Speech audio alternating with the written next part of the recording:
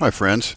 As we start reading Brackley's book a little more deeply, Chapter 2's Free to Love I thought deserved a couple of remarks from me.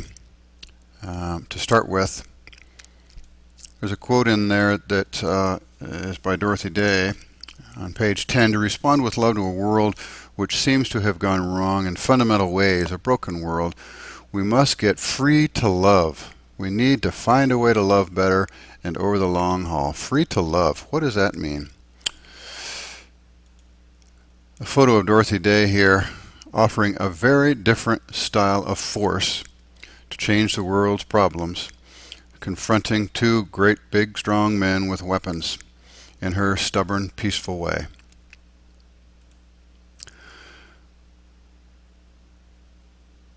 St. Ignatius was a 16th century priest, which means the language he used, his understanding of the world and of God, might not exactly sound like language we would use today. Maybe it does.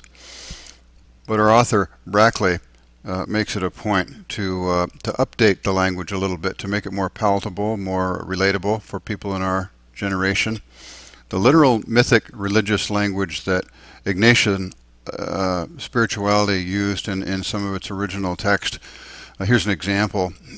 Human beings are created to praise, reverence, and to serve God our Lord, and by this means save their souls.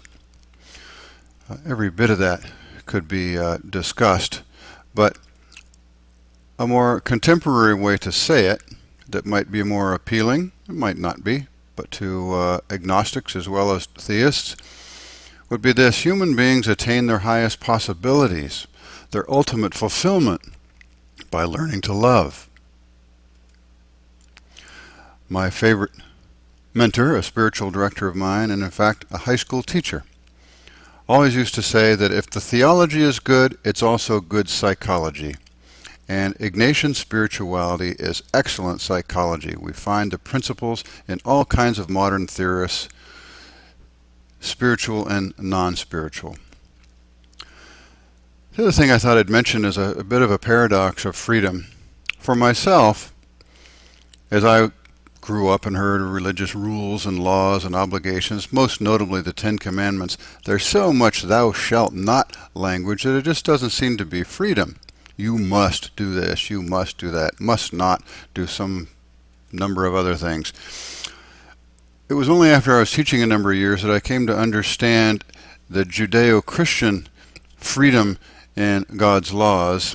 And here are some examples. First, and this one in fact Brackley uses himself. Once I marry somebody, it doesn't mean that I no longer have contrary desires. It doesn't mean I no longer find other women to be attractive. It just means that I have decided that I'm going to invest my energy and my commitment to one person. And so long as I am unsure of that, or if I waffle on that, or if I listen to my contradictory desires, I can sink that ship in a hurry. If I stay committed, if I keep in mind what matters most to me, it becomes easy to make decisions about my fidelity and to enjoy the freedom of family building that I have invested in, which I value so much. Another example would be this one. He uses examples of idolatry and contrary desire. One of the early commandments is, you shall not have any other gods before me. Well, in modern language, what does that mean? We're not polytheistic anymore. What is the wisdom behind that? Thou shalt not have other gods before me. And the answer comes differently for each of us. What are the various things that we value so much and give so much of our time and attention to that they can get in the way of our most life-giving choices?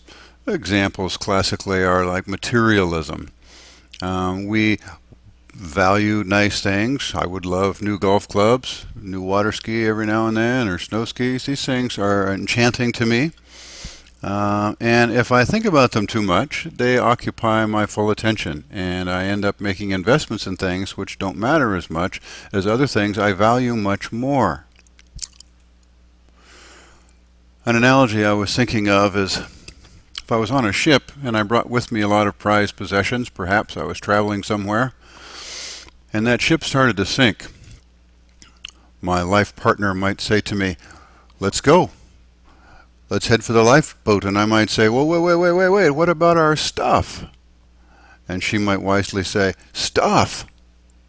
Are you going to cling to your stuff or save our lives?" The more I cling to things that don't matter, the harder it is for me to make good choices. Here is an example that just came up with my golf team in the last month. I'll just share with you as an anecdote. Somebody planned our graduation date without looking at the athletic calendar, and this year, for the first time ever, graduation night, which includes an all-night party for my seniors — I have a number of seniors on my teams — falls the very night before our competition, 3 hours away from Seattle. When the families found out about this, they were horrified because they feared that their kids would miss the all-night party. So I thought a lot about this, what my golf team is about, what we work for, what matters most to us. And I said to all my players, I said, I know that you guys love golf and are committed to golf, but I can't estimate how much the senior party means for you in the last night of high school with all the people you've grown to love for 4 years. I'm not going to mandate some decision. I'm going to ask you guys to think it out very carefully and decide for yourselves. Will you go to the state golf tournament, or will you go to graduation and to the all-night party? These are not easy choices, and neither choice is immoral, right? My boys' players came up with different answers than my girls, and I respected that and supported both. As you can see from these pictures, my boys are highly competitive, dominant players that devote a lot of hours off-season to winning trophies. They have been state champions in the last couple of years. My senior here was a state champion when he was a freshman. My girls, on the other hand, as you can see in this photo, it's not about the trophies, although we do well. It's about camaraderie and friendship and the trips that we go on, the golf matches we had. The bottom line, the biggest joy they get is how much fun they have with each other. It was not surprising to me that these senior girls, and this one here and this one here, said, "Mr. Riley, we want to stay with our friends for the all-night party." It would not be disappointing their teammates. Their teammates totally understand. Over here, my boys' teammates would say, "Whoa, dude, we need you so badly. You know what our goals are," and all that. And their camaraderie is based upon different things. So 2 different decisions in a hard dilemma, and I think both decisions were correct. So looking back again at freedom, how do I know if my conflicting desires, all-night party, golf tournament, my love for my wife, my love for my neighbor, how do I know if my conflicting desires are ordered or disordered? My love for making money, my love for doing service. What personal attachments or fears of mine might prevent me from making my best choices? That's what this chapter is largely going to be about. In the end, the paths are not always clear. Hopefully, we will grow accustomed to sort of sniffing out which paths bring us to more light, more illuminated living, and which paths lead to frustration.